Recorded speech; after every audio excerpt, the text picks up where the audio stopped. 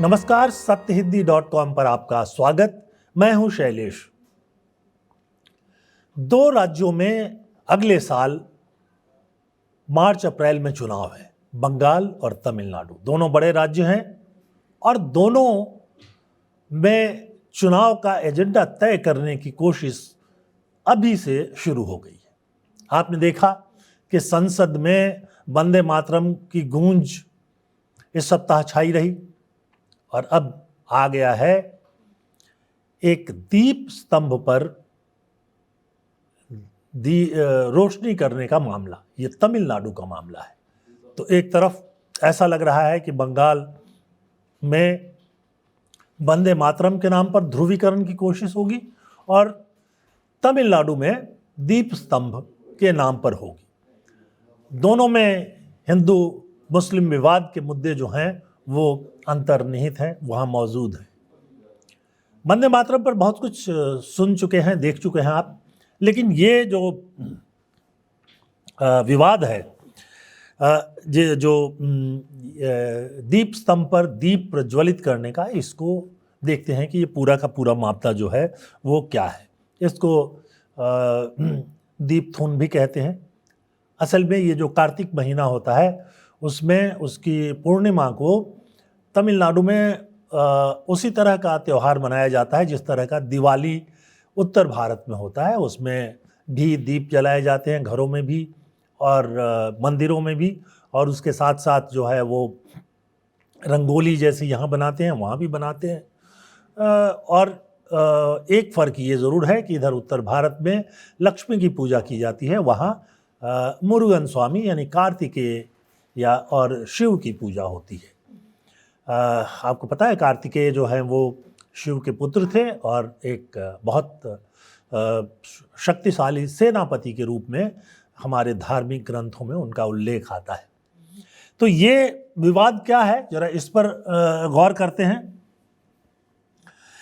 मदुरै जो है वो तमिलनाडु का एक महत्वपूर्ण क्षेत्र है। मदुरै में एक पहाड़ी है और पहाड़ी के ऊपर एक मंदिर है और दूसरी तरफ एक मजार है। तो मंदिर और मजार के बीच में एक दीप स्तंभ है। अब इस दीप स्तंभ पर दीप जलाने का विवाद है। हिंदुओं का कहना है कि अंग्रेजों ने एक आदेश के जरिए उनको इस पर दीप जलाने का अधिकार दिया था। मुसलमानों का कहना है कि यहाँ पारंपरिक रूप से कभी भी दीप जलाया नहीं जाता है और क्योंकि ये जो दीप स्तंभ है ये मंदिर के करीब नहीं होकर के जो मजार है उसके करीब है, इसलिए वो नहीं चाहते हैं। हिंदू पक्ष जो है वो इस विवाद को अदालत तक ले गया और अदालत से एक फैसला आया। फैसले में ये कहा गया कि हिंदुओं को वहाँ दीप जलाने का अधिकार है। तमिलनाडु की सरकार इसके खिलाफ हाई कोर्ट के डिवीज़न बेंच तक गई। वहाँ बेंच ने कहा कि सिर्फ धारा 144 या अब इसका नाम बदल गया है, तो सिर्फ निषेधाज्ञा जारी करने से कहीं दीप जलाने से रोका नहीं जा सकता है। जो पहला फैसला था वो GR स्वामीनाथन नाम के जज का था। उनके फैसले के बाद 120 सांसद जो कांग्रेस और DMK वगैरह के हैं, यानी मुख्य रूप से इंडिया ब्लॉक के हैं, वो उन्होंने विधानसभा अध्यक्ष को एक पत्र दिया और उसमें स्वामीनाथन, GR स्वामीनाथन जज जो हैं हाई कोर्ट के मदुरै बेंच के, उनके खिलाफ महाअभियोग चलाने का अनुरोध किया। महाअभियोग आपको पता है कि उन जजों पर चलाया जाता है जिनके खिलाफ गंभीर आरोप हों और संसद में बहस के बाद उनको महाअभियोग के जरिए पद से हटाया जा सकता है। तो एक तरफ ये राजनीतिक विवाद बढ़ा, दूसरी तरफ RSS के प्रमुख मोहन भागवत जी ने एक बयान दिया। इस बयान में उन्होंने कहा कि ये मामला चूंकि अदालत में है इसलिए स्थानीय स्तर पर इसका निपटारा हो जाना चाहिए और हिंदुओं की जागृति जो है उसी से इसका निपटारा होगा। उसके साथ साथ उन्होंने ये भी कहा कि अगर निपटारा नहीं होता है तो यहाँ के जो हिंदू संगठन है वो आरएसएस को बताएंगे और फिर इसको आरएसएस इस मुद्दे पर विचार करेगी। क्या विचार करेगी ये तो तय नहीं है, लेकिन भागवत जी के बयान और दूसरी तरफ जो 120 सांसदों ने महाभियोग हाईकोर्ट के जज के खिलाफ उसकी शिकायत दी है, उसके चलते हुआ ये कि ये मामला तमिलनाडु में राजनीतिक रूप से बहुत गंभीर हो गया है। अब बीजेपी जो बहुत सालों से तमिलनाडु की राजनीति में घुसने की कोशिश कर रही है, अपने आधार को बढ़ाना चाहती है, उसके सामने एक नया मुद्दा आ गया है। जो मदुरई का इलाका है ये ख़ास तौर पे बिल्कुल डीएमके और एआईडीएमके में बराबर बराबर विभाजित है। इस क्षेत्र में 10 विधानसभा सीटें हैं और 2021 के चुनाव में इनमें से 5 सीटें डीएमके को और 5 सीटें एआईएडीएमके को मिली थी। आपको पता ही है कि बीजेपी जो है वो एआईएडीएमके के साथ गठबंधन में है, तो इस गठबंधन का एक रुख है और दूसरी तरफ डीएमके का रुख है। अब यहाँ पर यह समझना होगा कि तमिलनाडु की राजनीति किस तरह से चलती है। तमिलनाडु की राजनीति लंबे समय से दो धुरियों के आसपास है। उसमें एक तरफ जो डीएमके है, द्रविड़ मुनेत्र कड़गम है, जिसके नेता इस समय मुख्यमंत्री हैं, और दूसरी तरफ जो पूर्व मुख्यमंत्री थी जयललिता, उनकी पार्टी है एआईएडीएमके। तो इन दोनों के बीच में काफ़ी बड़ा राजनीतिक विवाद चलता था। जब तक जयललिता जीवित थी तब स्थिति ये थी कि उनके समकालीन करुणानिधि, जो अब वर्तमान मुख्यमंत्री स्टालिन के पिता भी हैं, तो कभी डीएमके को जीत मिलती थी, कभी एआईडीएमके को जीत मिलती थी, तो ये पारी चलती रहती थी। जयललिता की मौत के बाद डीएमके वहाँ ज़्यादा मजबूत स्थिति में दिखाई देती रही है। अभी हाल फिलहाल में जो चुनाव सर्वे आए हैं उसमें भी कहा जा रहा है कि डीएमके ज़्यादा मजबूत स्थिति में है, और उसका एक कारण ये भी है कि एआईएडीएमके के कई प्रमुख नेताओं को या तो पार्टी से निकाला गया या वो उनको जो है बाहर जाने के लिए मजबूर किया गया। तो अभी स्थिति ये है कि एआईएडीएमके बहुत मजबूत स्थिति में नहीं है, तो फिर क्या उपाय हो सकता है।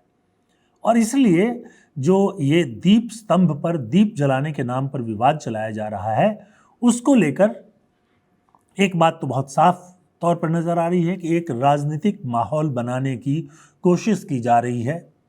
एक तरह से कोशिश की जा रही है कि हिंदू संगठित होने का मतलब कई लोग ये मानते हैं कि वो राजनीतिक दलों को छोड़कर उन पार्टियों के साथ आ जाएं जो हिंदू प्रतीकों के बारे में, मंदिरों के बारे में बात करते हैं, और मुसलमान अलग हो जाएं। इससे उनकी जीत आसान हो जाती है।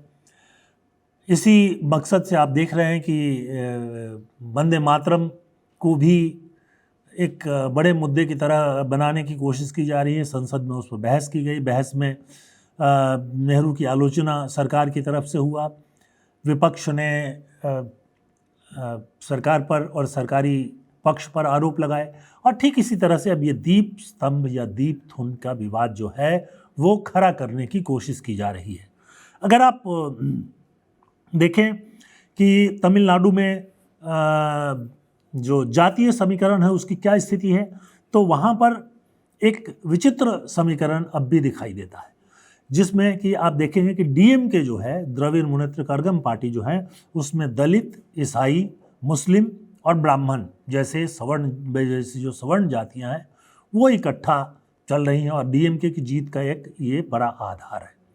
दूसरी तरफ एआईएडीएमके को देखें तो थेवर, नडार, वन्यार, मुदालियर, ये इस तरह की जातियां जो हैं वो साथ में हैं, जिनमें से ज़्यादातर जातियां जो हैं वो ओबीसी कैटेगरी में आती हैं।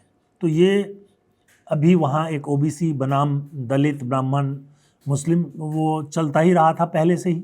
अब इसमें नया एक चिंगारी, नई चिंगारी डालने की कोशिश की जा रही है कि ये सब लोग जो हैं अब हिंदू की तरह सोचे।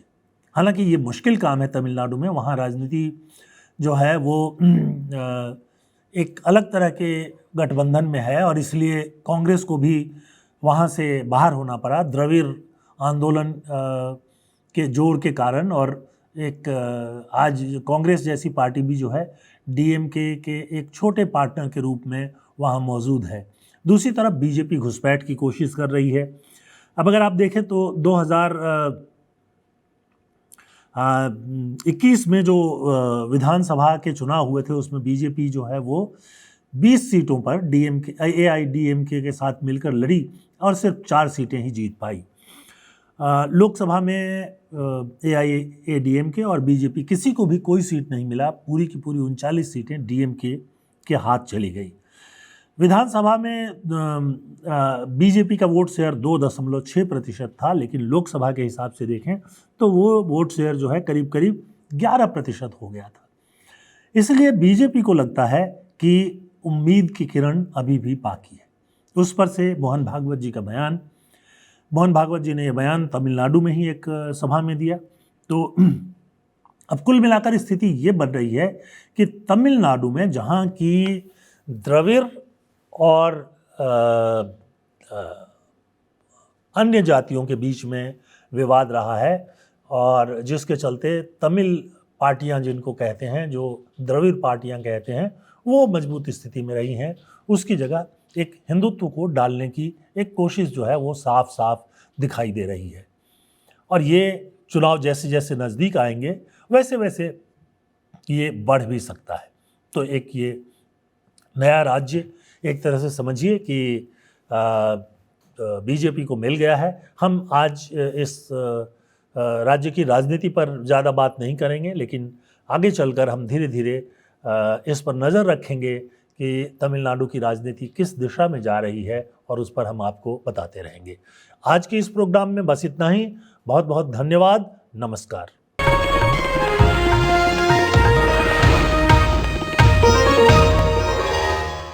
Copyright disclaimer under Section 107 of the Copyright Act 1976. Allowance is made for fair use for purposes such as criticism, comment, news reporting, scholarship, and research. Fair use is a use permitted by copyright statute that might otherwise be infringing.